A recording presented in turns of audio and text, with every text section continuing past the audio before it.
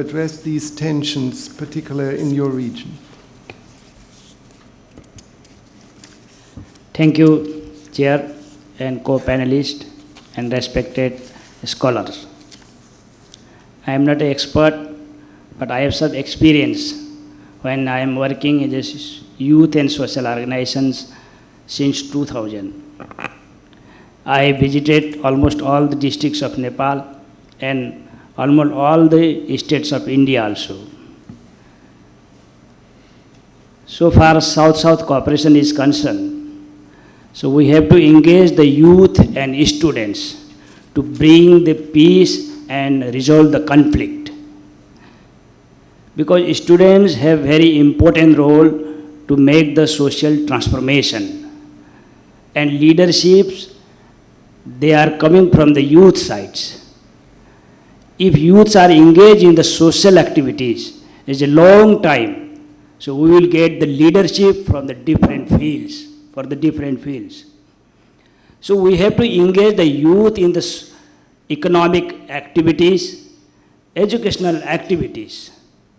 So we have to think about the educational system also in this South-South Cooperation Forum.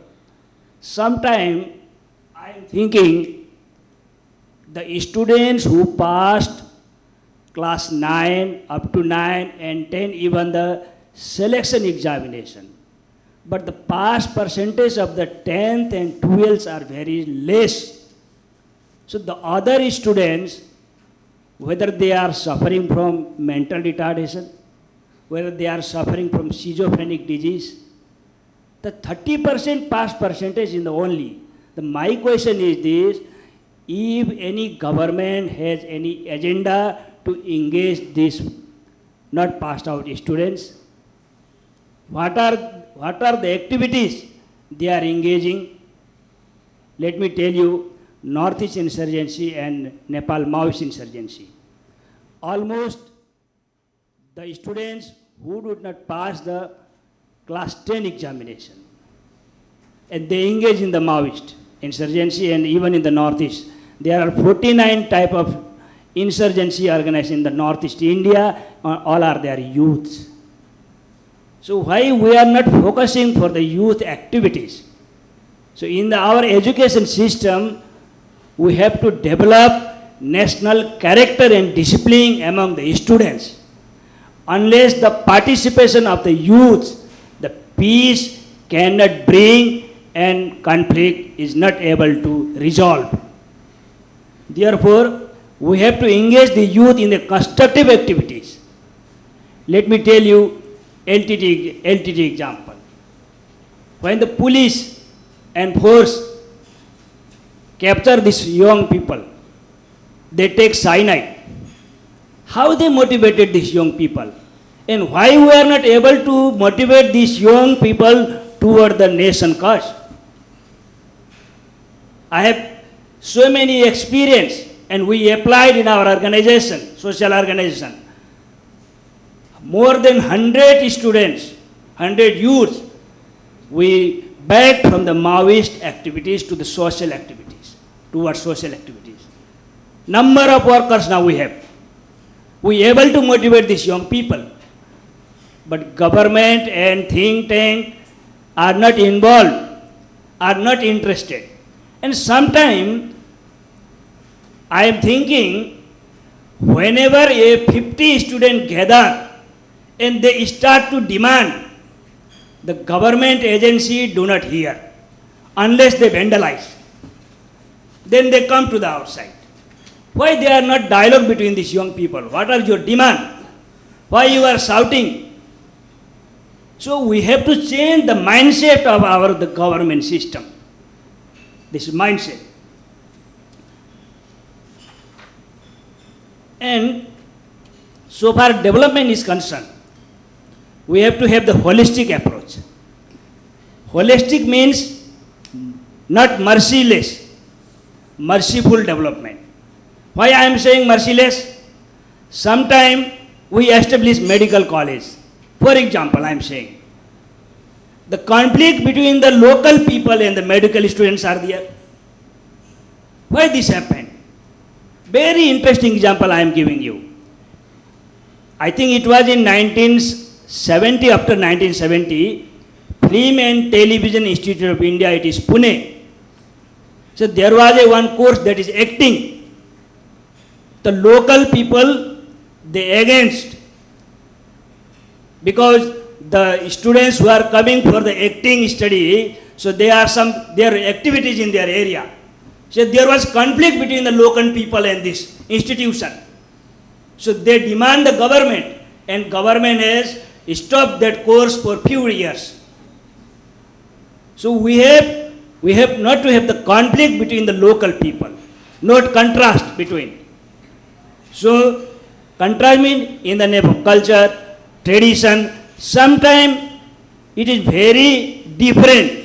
The concept of the development of the local people and other companies. So there is no dialogue between this.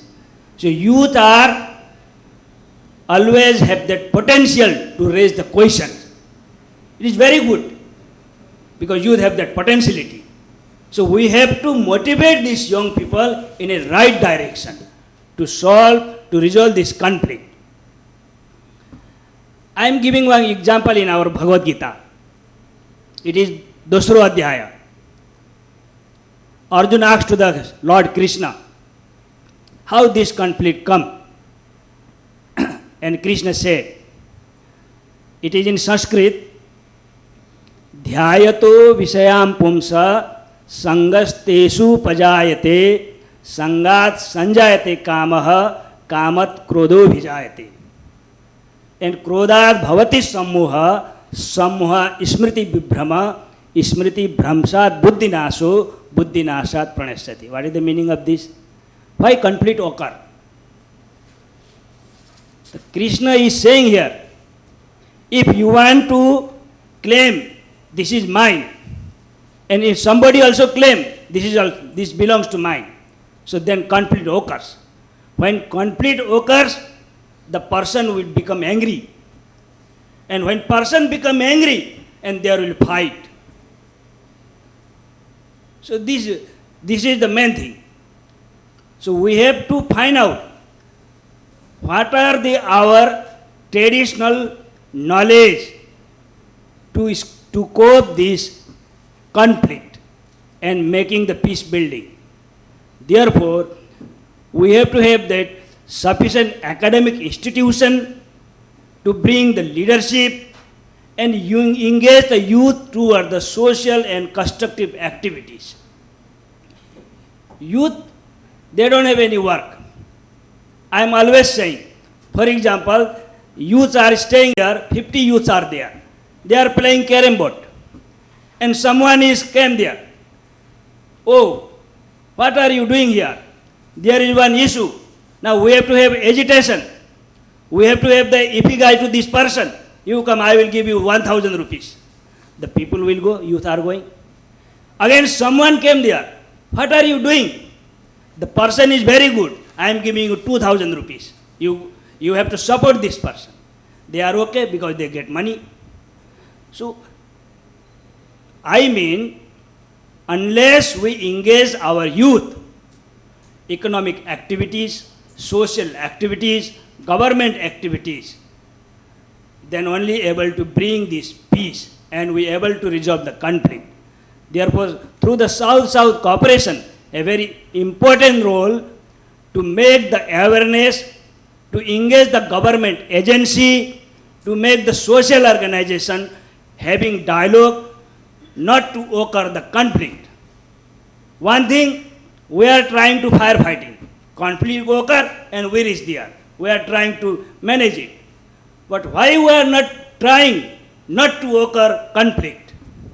And sometimes what I experience, some Western countries and even the UN agency also, they are creating a conflict in the name of women empowerment, in the name of religious freedom, in the name of caste and gender, unless they are doing empowerment. So we have to focus this area also. Why they are doing these things? I have so many examples.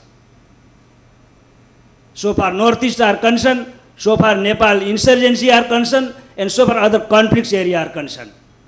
So many, this agency are playing there. So South-South cooperation and TDC have very important role now to engage the youth, to have dialogue with these young people, and through our education system and our other social organization, we have to make the ever students to bring the national character and discipline among the youths and students. Thank you very much.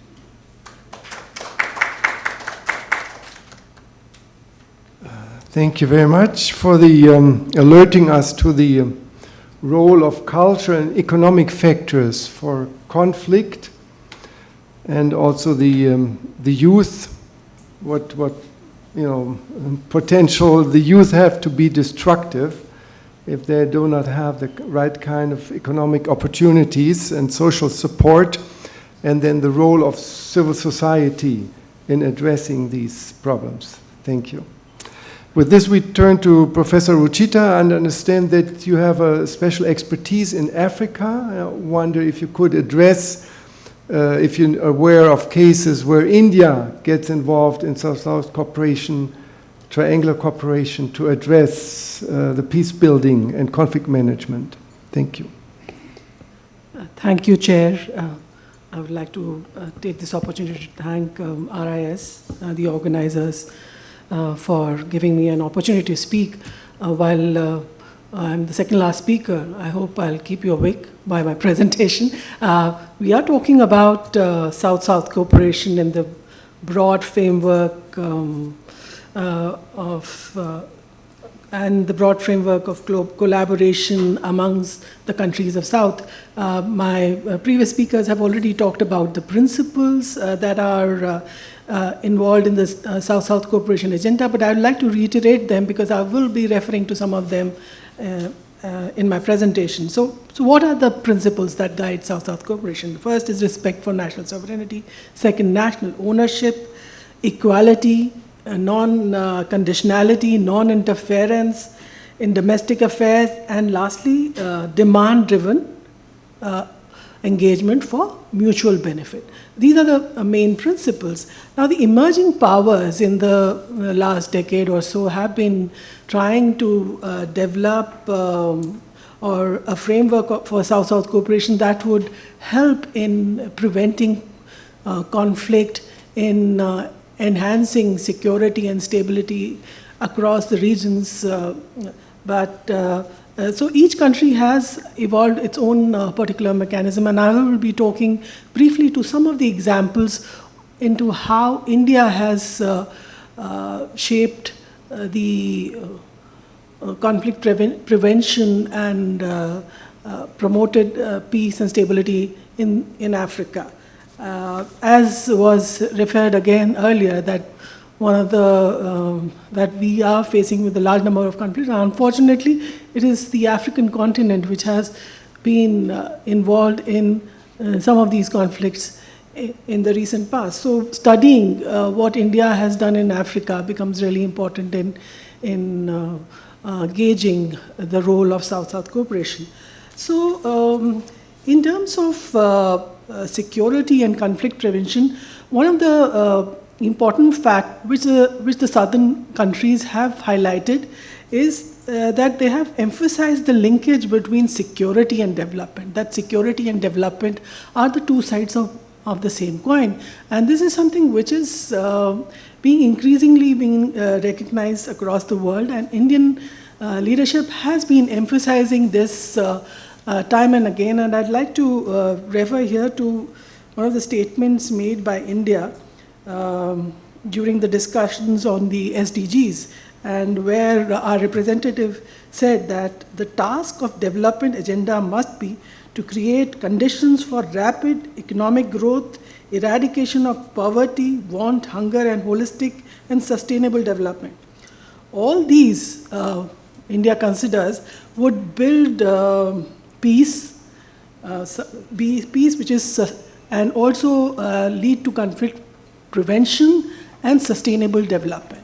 So this is the kind of definition through which India is molding its engagement towards conflict prevention in various parts of the world, including that in Africa at the moment. I will give you 3 examples here. First, in terms of development and enhancing the peace, one of the important roles that India has played in Africa has been to build the national capacities of the countries right from the post-colonial days. A number of countries in Africa, India supported the development of their national armies. India has been training under the ITEC program a number of officers from these countries.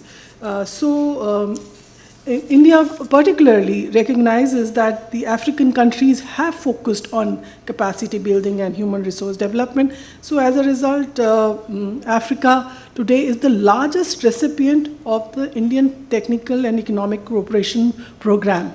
And what is important to note here is that almost 40% of the slots for training in the ITEC program go for training, for military training, for training of the armed forces of the African countries. So